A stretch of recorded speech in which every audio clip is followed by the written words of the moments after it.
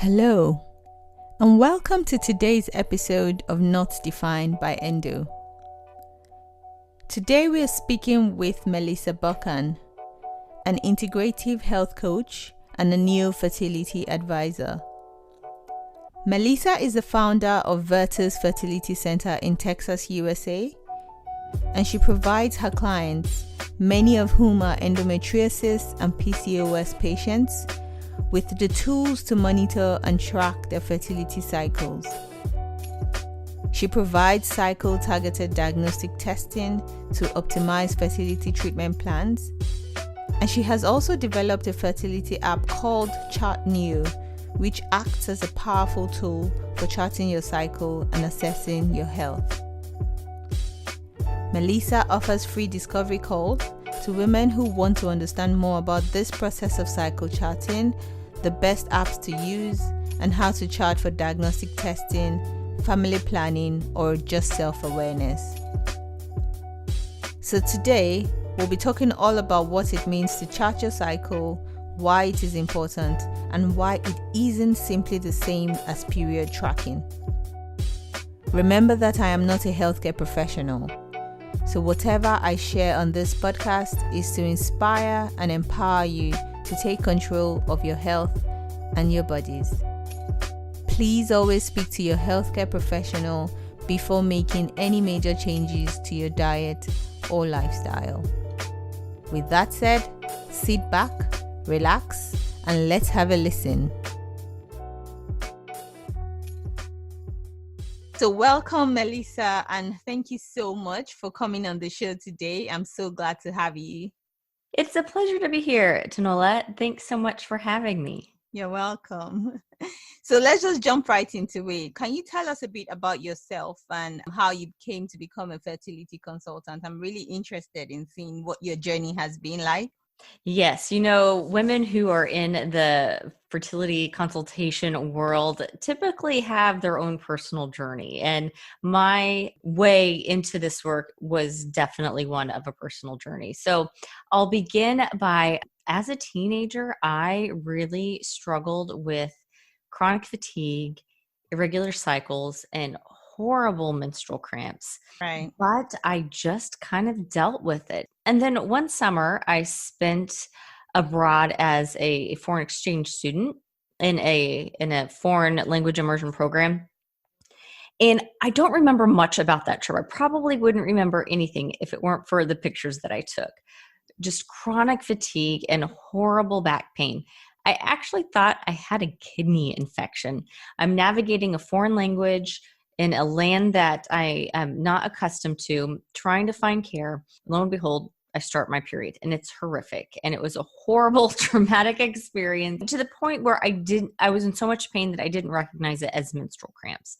So as soon as I got back home, my mother took me to the doctor, and we were searching for answers. We wanted to know why I was tired all the time, why I had such erratic cycles, and why I was in so much pain. And, the answer that I was given was, well, we're not quite for sure, but the birth control pill is your best option to be responsible and healthy. And by the way, if you ever want children, IVF is probably your best option. Now, we have to realize I was a teenager. Having children was nowhere in my horizon, my line of thinking at that time. I just wanted to feel well. So I did what I thought was the healthy, responsible thing, and I started taking the pill. And it helped my symptoms a little bit, helped the pain. I had what I thought was a regular period. I had a regular monthly bleed, but the mood swings and the fatigue were still out of control, and I just didn't feel well. And so fast forward to college, where I studied biology, I remember sitting in the classroom for anatomy and physiology, and the professor was lecturing on the mechanisms of how hormonal birth control works. And that was a big aha moment for me. I made the connection that what I was putting into my body was doing nothing to help heal my body. It was just masking the symptoms. Here I was trying to eat a healthy, organic lifestyle, trying to work out. But yeah, I was putting synthetic hormones into my body that was just suppressing the issue and doing nothing to resolve it. Yeah. So I went home, threw the packet of pills in the trash can, and I started looking for answers, which led me to charting my cycle, ultimately getting a proper diagnosis of polycystic ovaries, and treating like I have endometriosis. Now, that is a surgical diagnosis for sure. But I've managed that for the last, gosh, that's 20 years now. Time goes by so quickly. And to follow up on that, I'm not alone. So I didn't realize that I was at the time that this is a common conversation that doctors are having with their patients. And I know this now after 15 years of working with women, that my story, I hear my story again and again and again in the women that I work with. Yeah. And here we are 20 years later, and the same approach to medicine is still being practiced, which, yes, it breaks my heart. And I'm sorry for all of the women who go through that. But there is hope, and there are doctors who do take a restorative approach. And that's kind of what led me to this work, is that I experienced a transformation through charting my cycle, through listening to my body, and then really mapping out my lifestyle so that I could, within what was in my control, I could take control. And so really taking a holistic approach to managing my lifestyle, and then knowing that medication is sometimes necessary, surgery is sometimes necessary, and being able to connect with restorative reproductive medical clinicians who take that approach and are able to promote healing rather than suppress symptoms. Yeah. Amazing. Wow. That's a great journey. So you mentioned that, one of the things that helped you was figuring out how to track your symptoms, like your cycle. And I guess that helped you with tracking your symptoms as well. So can you tell us a bit more about, why we need to track our cycle? So what we learn, I don't even know if we learn it in secondary school or wherever, but we know that, okay, you've got 28 days and then ovulation is on day 14. And that's when you could get pregnant and all of that. But now we know that that's not necessarily true. Not everyone ovulates on day 14 and all of that. So can you share a bit more about that and why that is the reason why cycle tracking is very important? Yes. So, Tanola, I'll first say that it's actually so much more than tracking your period. It's charting your cycle. And they're actually not the same things. A lot of women think, oh, I'm tracking my period. That's the same thing as what Melissa's talking about, charting your cycle. They're actually quite different. Anybody can track their period. It's marking the first day of your period and then counting how many days till the next period.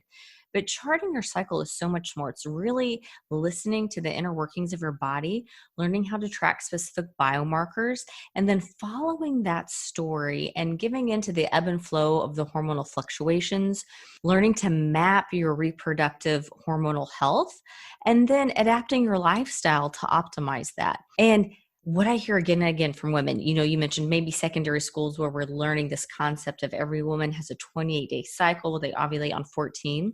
You're right. That's just not the case. Only 13% of women ovulate consistently on cycle day 14.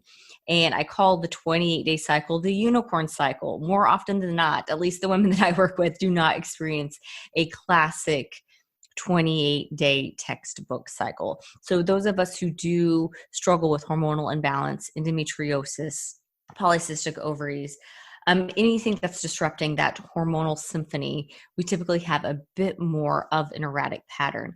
And time again, what I hear from people are, why have I not heard about this before? And typically when they come to me with that remark, it's riddled with either frustration or guilt. And so we have to work really hard to put that aside. It is not your fault that you've not heard about this before. The period, menstrual health, unfortunately, in our modern culture, it's kind of taboo. So I work really hard to break down that taboo. It's normal and healthy to talk about menstruation. Yep. Menstruation matters, and it's important for women to be empowered by what their body is telling them through the patterns of the menstrual cycle. It's actually documented in the medical literature that a well-charted cycle can serve as the 5th vital sign in women, right up there with blood pressure and pulse. Wow. So when we are learning this, again, first of all, let's address why aren't women learning about this? Well, there's a couple of reasons. I mean, we could probably have a podcast in and of itself just on the reasons why our culture does not promote cycle charting.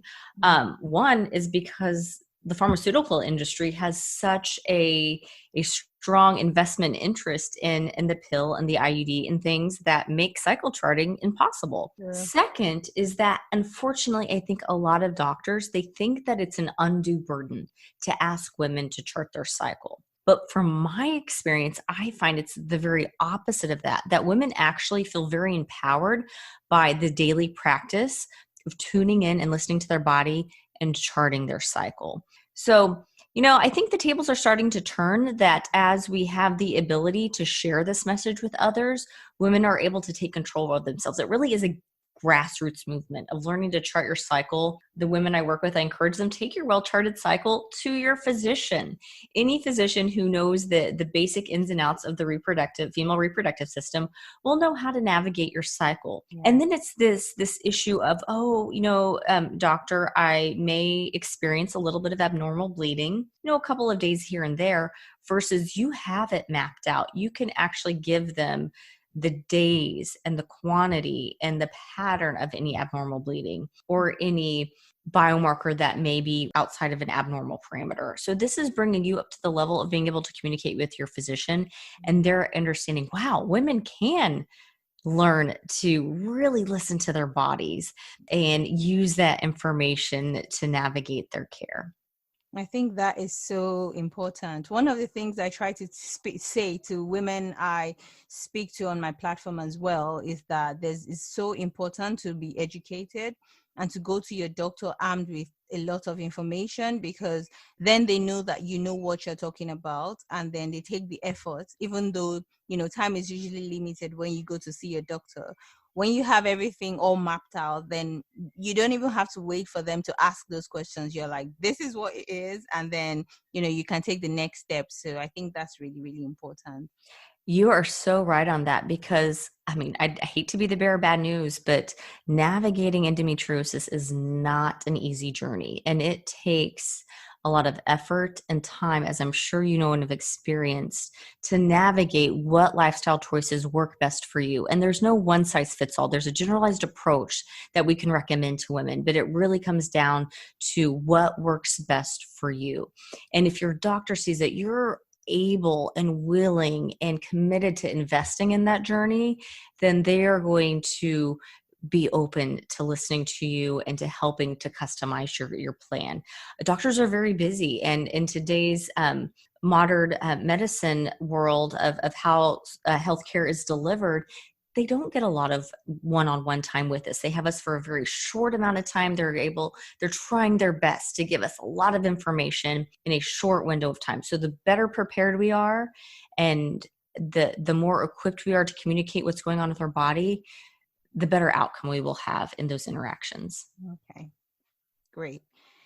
So let's dig a bit more into the cycle charting. So not the period tracking, the cycle charting. Yes. How do we do this? So what are the things that we need to track or chart?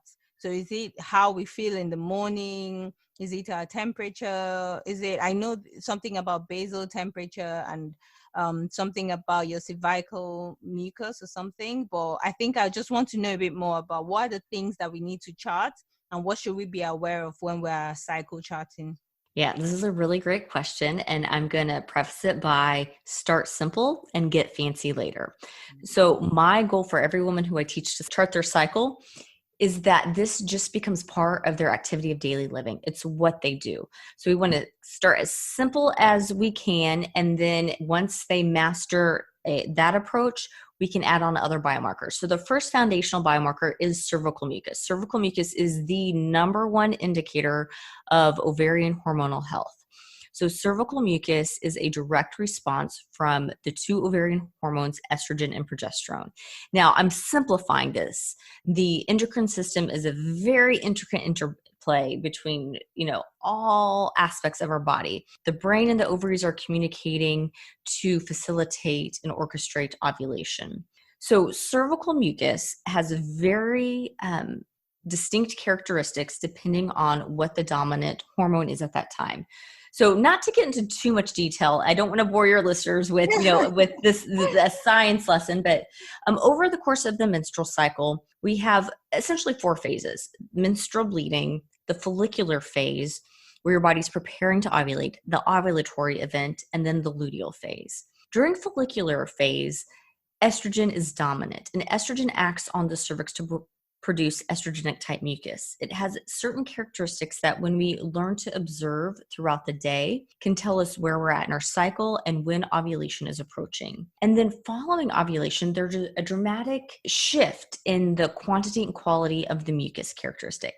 It's dominated by progesterone production. And so when a woman learns to track the cervical mucus buildup, she is able to track where she is in her cycle and get a picture, an idea of if ovulation is occurring, and maybe a sense of, is the quality of ovulation optimal? It's not enough if we ovulate, but what is the quality of that ovulation? And then we can just start to really evaluate different parameters of the cycle. What does the luteal phase look like? Is that a normal, healthy parameter? What does the menstrual bleed look like? Are there any abnormal bleeding or spotting events that occur before or after menstruation that may cause a red flag? So that's the kind of the basic foundational level, is understanding how to navigate the cervical mucus buildup and shift throughout the cycle. Then once we're able to establish that habit, and it's so much more than just tracking the cervical mucus, it's rewiring our habit loop. And I always tell my clients, your mama didn't teach you how to use the restroom the right way. And it's not her fault. She didn't know, right? But when we take a restroom break, it's called a restroom break for a reason. We tend to shut down, just go, get business done, and then get back to life. But it's really this opportunity for us to listen to our bodies and understand what's going on. So cervical mucus is a really important aspect of charting your cycle. And then we can add on basal body temperature. This is a great secondary cross check. Basal body temperature is taking that waking temperature in the morning. You have to use a specific type of thermometer, and there are certain criteria that you want to meet, making sure you get enough sleep, that you're temping correctly. And if you're able to implement this habit successfully, with every normal, healthy ovulatory cycle that you have, you will see a thermal shift, because progesterone is a thermogenic hormone. It means progestation. So it is, if conception occurs in a cycle, it is creating an environment to help warm up the body a little bit to encourage a continued pregnancy. So if we see that thermal shift, we know that ovulation has occurred. It cross-checks that cervical mucus, which again is the indicator. Then we can continue to get even fancier with hormonal checks like LH and proved progesterone strips to book in the ovulatory event. And then even further into that, looking at blood tests with an RRM, restorative reproductive medicine doctor, cycle targeting your hormones to see if they're within optimal levels. And then sometimes follicular ultrasound series looking at the quality of ovulation. So starting simple with cervical mucus, and then we can get fancy with at-home solutions or working with physician to cycle target testing as well. And cycle targeting testing is really important. So I would like to speak to that, because in mainstream medicine, Tanola, as you mentioned, we're taught everybody has 28-day cycles with a 14-day ovulation. So mainstream medicine says, let's get a cycle day 21 blood draw to test estrogen and progesterone and look at the ratio between the two. But that's really only valuable information if you are ovulating on cycle day 14. If you ovulate on cycle day 18 or 20 or 24, that information really does not give us any information other than, oh, you haven't ovulated yet. But it doesn't give us any information or indication to the quality of that ovulation. So will this be the cycle targeted testing? These are blood tests, I presume? Yes, they are. Okay. So does this mean that for people, you have to do the tests on like multiple days in a cycle so that you can know exactly when you're ovulating? Or is it something that people can do like for a few months to figure out what the right ovulation day is? And also, does it change for our cycles? Do they change? Does ovulation change from cycle to cycle? And is that normal? Is that common? Yeah, so a lot of questions to unpack here. So first, we can gather some information about overall history, cycle history. So if a woman has fairly consistent cycles, we can use that information to make some generalized assumptions. So if she has between a 27 and 35-day cycle, we can make some assumptions. But for women who have long erratic cycles, or they never know when their period is going to come, ovulation is constantly hopping around. So when we're looking at the overall cycle, it's the follicular phase from the first day of menstrual bleeding until the day of ovulation. That is the 14-day luteal phase. It's going to be 14 days plus or minus a day or two for every normal healthy ovulatory cycle that you have. So it's not that our period is hopping around. It's actually the day of ovulation that hops around from cycle to cycle. Oh, So that's the first part of the question. And then regarding the cycle targeted testing, it is best to do all of the cycle targeted hormonal evaluation in one cycle. So typically what that looks like is a cycle day 3 blood draw. And this is pretty mainstream. All physicians usually, if they're doing an evaluation of a woman's reproductive hormonal health, they'll do a cycle day 3 blood draw. And then as you progress past the ovulatory event, you are wanting to look at a blood draw panel assessing the estradiol and progesterone levels and ratio 7 days past ovulation. So rather than the kind of standard cycle day 21, we're looking at 7 days past ovulation. And then some doctors who practice a specific branch of restorative reproductive medicine called naprotechnology, they will do a very thorough hormone profile where when you're counting days past ovulation, it's 3, 5, 7, 9, and 11 days past ovulation. They will have you do a blood draw, and then they're actually plotting your hormonal curve, right. so that they can assess really what that entire cycle looks like. So yes, to answer that question, all of those blood draws need to be taken within one complete cycle. Okay. Amazing. Yeah. And then some doctors, depending on what your specific plan of care is with that clinician, they may have you follow up with the P+7 blood draw every consecutive cycle until your cycle is balanced. Okay. So I have a question about endometriosis patients that you've seen. When you do their charting, do you see the instance where their estrogen levels are high, like a lot higher? Because what we know about endometriosis is that it can create its own estrogen and its own blood supply as well. So do you see, is this something that can be seen when you're, doing the charting and the blood test and all of that? Do you usually see that with your endometriosis patients? Yes, you can see estrogen dominance definitely in endometriosis. Now, blood tests are not used to diagnose endometriosis, but it can help point in the direction that is a probable cause of the estrogen dominance. Of course, gold standard is laparoscopy, investigating surgically to see if there is the endometrial adhesions that are building up. Right. But yes, we can look at, and again, I'm not a physician, so I am a new fertility advisor and health coach. So I will help point women in the direction of getting this analysis done. But unfortunately, I am not able to draw those labs or interpret them myself. Okay. So I want to talk about your app. I'm very excited to share that app with everyone listening. Can you tell us a bit more about it? I know it's called Chart New, right? That's what it's called.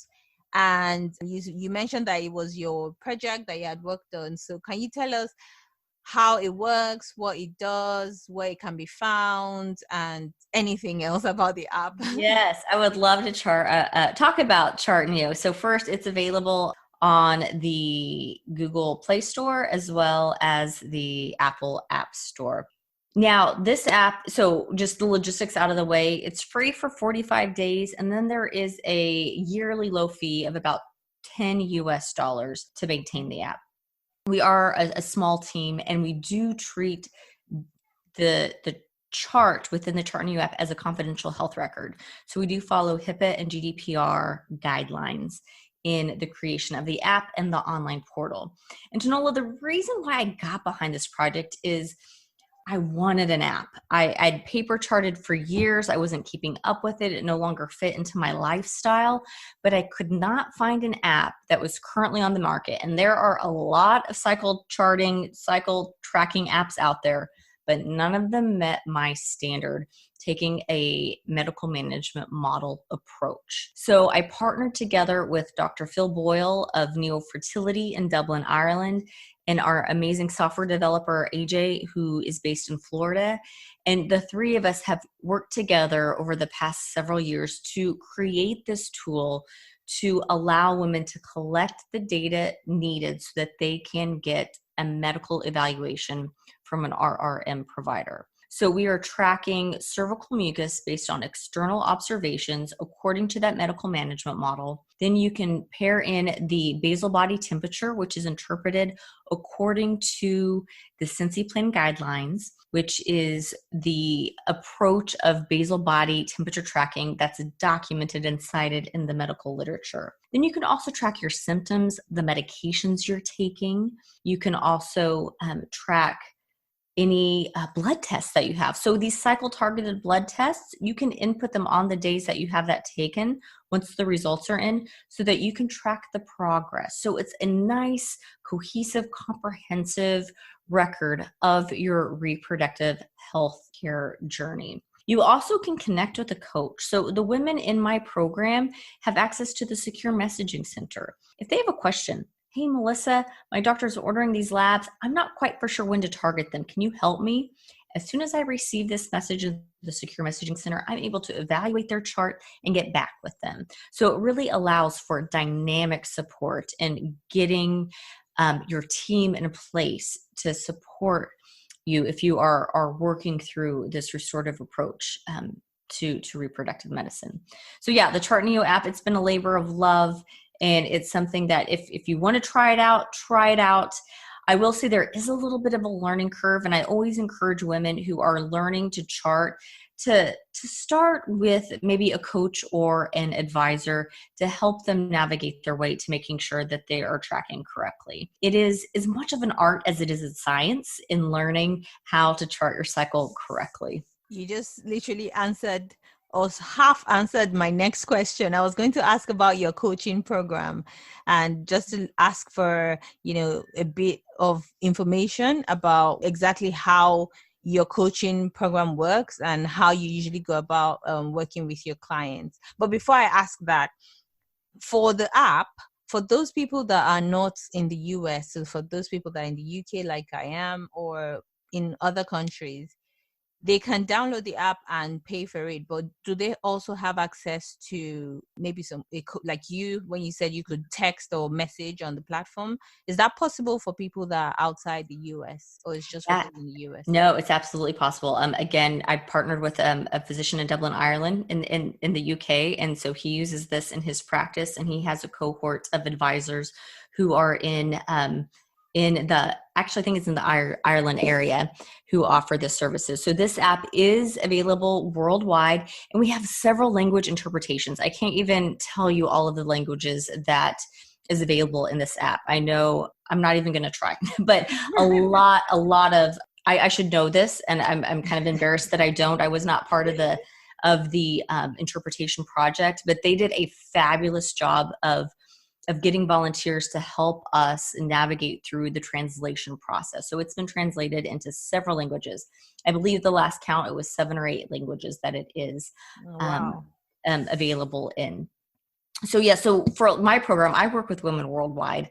I have a global audience. I have women, of course, in the United States, Canada, Australia, the UK, Africa. And I really work to build a team to where I say that we have a reproductively diverse group of women struggling with infertility to hyperfertility and everywhere in between. And we try to accommodate all time zones. So we're a time zone friendly program as well. Yes. It really is with the way that globalization has allowed us to communicate and to share knowledge. Yeah. So my program, so I'll say, when I started this 15 years ago, I went through a 13-month allied health program, and it was all one-on-one consultation. So everything I did, I was meeting in face with a person, taking them through this educational program. And it was great, but as time progressed, I realized people are busy. They don't have the time to carve out an hour to spend with me every other week. And then I moved to a major metroplex where it takes 45 minutes to get anywhere. And I know we've had a conversation to let you commute. You know what it's have to travel into town to have an appointment. So I had to get creative. And I said, okay, I can't keep up with the demand of women wanting this service. I'm very passionate about delivering this service, and I have to take it online. When I was doing that, I started studying integrative health coaching. So not only did I change the platform, but I also changed the approach. So rather than a teacher educating students, I take a coaching partnership. Okay. I view my clients as a partner. I am their guide, walking them through this journey. I do acknowledge that every woman is the expert on her body. She knows her body best. And so we honor that space in this journey. So when a woman enrolls in my program, they get immediate access to my foundations course. It's called the Chart Your Cycle Foundations course. It's about 3.5 hours of recorded content, but I worked hard to study online programs and how to deliver online education. So everything is 7 to 15 minutes long, every lesson, with worksheets to fill out. I want women to know how their body works like the back of their hand. That is my primary goal in that course, along with teaching you how to make proper observations. So you work through the course and you enter the learning curve of trying to chart your cycle. You're not going to get it perfect that first cycle. I always say, give me 3 cycles or 90 days. That's where we really see the habit start to stick. We have to make that habit sticky before we really see progress. So you're learning how to make those changes into your daily habits, to record the data, and you got to take it day by day to see that cycle story play out. During that time, you have access to group coaching calls. We have an amazing lead coach in our program. Her name is Hava, and she facilitates some incredible group coaching experiences where we talk about mindset. Because a lot of women coming into the program, Melissa, I have to chart because my doctor wants me to, or I have to chart because I'm dealing with endometriosis. It's a burden. My goal is to shift that mindset into being a daily empowerment process. Even if you are struggling, this can be a beautiful daily practice. So we work first on changing that mindset, acknowledging where you are in your cycle and in your journey, and then we evaluate charts in these group coaching calls. Then women also have the option to enroll in my one-on-one coaching program. So not only do they get the secure messaging center and access to the app, which I waive the fee to the app in my program, and the group coaching calls, but they also have access to one-on-one monthly group coaching, one-on-one individualized coaching sessions, where we are not only evaluating their chart and making sure that they're documenting it correctly, but we're also focusing on a secondary goal of lifestyle implementation. Because change does not happen overnight. It's about small, concrete steps moving us in the right direction. And then when I'm working with women who are struggling with endometriosis or reproductive health issues, we are also working on helping them build their web of support. So helping them get the resources, whether through telemedicine or through their specific location, connecting with doctors who take a restorative approach, helping them to understand the importance of pelvic physical therapy so that they can connect with a physical therapist in their area. It's all about, as you know, with endometriosis, it's about building that web of support. It's about having the right players on your team so that you can navigate what living with endometriosis looks like. As you know, there's no cure, but it can be managed. That doesn't mean it goes away. That doesn't mean that life becomes easy, but it can be managed. And a mantra that I hold near dear, there are no shortcuts to any place worth going. So we have to learn, what is it that we have to give up in life? What is it that we have to add? We can't do all the things all the time. So for everything that we add to our healing program, we have to be able to let go of something to create that space for healing. Yeah. That's a little bit about what my program looks like. Wow. Sign me up. That actually sounds amazing. I hope people listening can see the value in everything you have to offer and sign up for your coaching program? Well, I really appreciate it. It's been a labor of love. This Chart Your Cycle program is just a little over a year old. It's something I'd been dreaming about for years, but I was so caught up in my one-on-one work and so busy that I didn't have the space to dream. Yeah. And so what I did is I actually shut down my one-on-one work for about 6 months so that I could write this program and create the framework for it. And I launched it last July, and it has just been a beautiful journey for me and for all of the women that I'm working with. And I do like to interview every person who comes into the program to make sure that it is a right fit for them. And so that's where the discovery call comes in. So anybody who's interested, they can sign up on my website for a 20-minute discovery call. Okay. And again, I work with women struggling with reproductive health issues. And then Coach Hava, she works with women who are in that postpartum phase or looking to space children and wanting to utilize natural birth control. And so that's kind of when you're looking at like, who do I choose? That's kind of helpful for navigating who the best fit for you is. But of course, we communicate with each other on a very regular basis in our team meetups. So we help to place you with the right coach. Wow, that's fantastic. So what, if I may ask for a tip for those listening, what tip would you give for anyone who, would like to do something? So you mentioned before that, it has to be a series of steps. The habit can be formed in one day. It's a lifestyle. What can you do, just one thing, to add to, your progress when it comes to improving your fertility or improving your health? I would say charting your cycle. It really, that is the barometer. And of course, I'm going to say that, but it really is. And of course, I'm an advocate for my program and for the Chartio app, but there are a lot of apps out there, or maybe even just start with pencil and paper and being confident.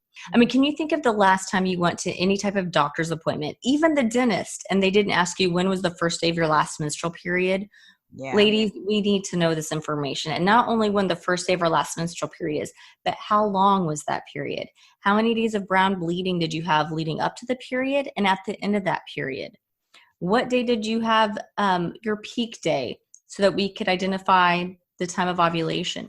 How long is your luteal phase? How severe is PMS? When does PMS start? Do you suffer from reverse PMS? Okay, you're not going to answer all of these questions in the first cycle, but the first step is starting in that approach to charting your cycle. My program is not the only program out there, and there are do-it-yourself approaches. I love the book Taking Charge of Your Fertility by Toni Wessler. That is like the Bible of do-it-yourself, teaching yourself how to chart your cycle. A lot of women have great success in navigating it on their own. My program is built for busy women who are serious about an RRM approach to getting to their health issues and are looking for support, because it can be a lonely journey when charting your cycle is not a mainstream approach to our reproductive care. But by all means, my program is not the only one. So I say that with the caveat of chart your cycle. It doesn't have to be with my program, but there are a lot of resources out there to get started. A lot of free Facebook groups out there that can help you navigate as well. So it is growing, I think, in recognition, and women are realizing that, you know what, it is a daily empowerment practice to know where you are in your cycle. And then that leads to knowing, it's directly tied. Hormones are directly tied to our energy levels. It leads to that self-acceptance. Last week, so even if you have normal, healthy unicorn cycles, as I like to call them, last week you were getting ready for ovulation on top of the world, slaying your to-do list, full of creativity. And then a mere 10 days later, you can't get out of bed. You just want more than anything to nap, and you feel like a failure. Now, the only part of that that's untrue is that you're a failure. You are not a failure. You are female. The female body is a hormonal roller coaster. Our energy, our creativity, our moods, they shift based on where we are in our cycle. So I always tell women, we are not little men. We can't compare ourselves to men. If a man were to chart, he would be fertile every single day. He's always ready to go. He's very predictable. But women, we are this enigma, and it's our cycle that's guiding this shifting energy within it. So if we can recognize and honor that, that's why we're tapping into our superpower. Like, we really are these beautiful creatures. And sometimes we need a little extra TLC, and there is nothing to be shamed about in that. Yeah. By the way, I have never heard of reverse PMS. I held on to that. I was like, what is reverse PMS? So It's a thing and it's not fun. So a lot of times, like for that normal, healthy, balanced cycle around the time of ovulation, women will note they have an uptick in energy. They have an uptick in attraction. Their libido tends to be heightened, right? It's just kind of evolution's way of making sure we continue to procreate and perpetuate the species. Yeah. But for women who have a hormonal imbalance or suffer from reverse PMS, ovulation can be actually a stress response in the body.